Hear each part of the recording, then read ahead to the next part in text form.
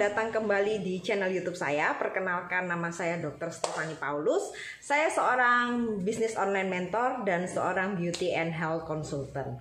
Nah, di video saya kali ini teman-teman, karena ada beberapa permintaan ya, karena mengenai hand sanitizer sih tepatnya, karena ada beberapa orang yang karena terlalu sering pakai hand sanitizer ya, itu tangannya itu jadi kering, keriput dan mengelupas. Nah, sekarang di sini saya akan men-sharingkan ya, ada alternatif lain ya selain pakai hand sanitizer yang bisa kalian lakukan untuk mencegah yang namanya penyebaran virus ini.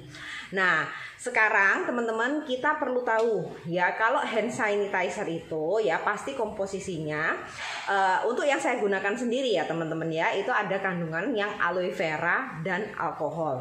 Nah, kebetulan aloe vera ini memang kalau misalnya secara beauty atau kosmetik ya teman-teman ya, itu adalah salah satu bahan yang digunakan untuk melembabkan kulit ya, jadi merehidrasi kulit.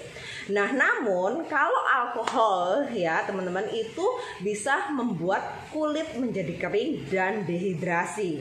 Nah, sekarang karena lagi maraknya penyebaran virus ya, juga banyak marak yang membuat hand sanitizer sendiri dengan campuran aloe vera dan alkohol tentunya teman-teman ya, itu membuat dalam satu hari kita bisa pakai hand sanitizer bisa lebih dari 5 kali. Nah, dan itu ternyata nggak baik juga buat kondisi kulit kita ya. Yang pertama bisa menyebabkan kering, keriput dan akhirnya mengelupas, dan terkadang ada beberapa orang yang sampai iritasi dan merah-merah. Nah itu kenapa teman-teman ya, karena hand sanitizer ini hanya bisa digunakan ketika kondisi tangan Anda ini bersih ya. Namun setelah kita menggunakan hand sanitizer, kumannya atau bakterinya itu mati ya di tangan kita. Namun kita tidak mencuci ya, jadi dia ini berubah menjadi yang namanya residu ya. Dan apabila di tangan kita terlalu lama-kelamaan teman-teman bisa menyebabkan radang dan akhirnya menjadi alergi, merah-merah dan timbul yang namanya iritasi ya. So di sini saya akan memberikan alternatif. Teman-teman juga bisa menggunakan yang namanya sabun antiseptik ya. Jadi sabun antiseptik ini teman-teman ada 2 bentuk ya, mau yang sabun cair maupun yang sabun batang ya. Apa sih kelebihannya ya? Kelebihannya ini bisa aman digunakan oleh segala usia ya tentunya.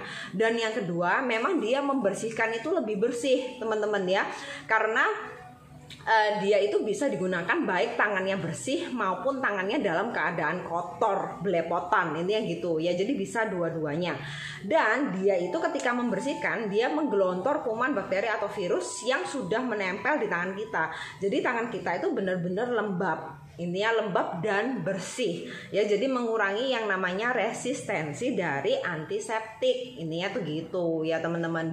Dan kalau yang namanya sabun itu tidak ada kandungan alkoholnya teman-teman. Nah, sedangkan di hand sanitizer malah kandungan alkoholnya itu cenderung lebih banyak ya.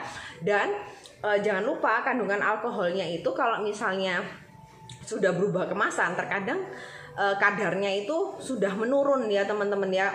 Jadi untuk kita gunakan sebagai antibakteri, kalau misalnya saya disuruh milih hand sanitizer sama yang sabun batang ya atau sabun cair, saya lebih pilih yang namanya sabun batang atau sabun cair. Nah, cuma itu kita bisa lakukan di rumah gitu loh. Kalau misalnya kita traveling ya, mau tidak mau daripada nggak ada preventif sama sekali, kita masih bisa menggunakan hand sanitizer ya.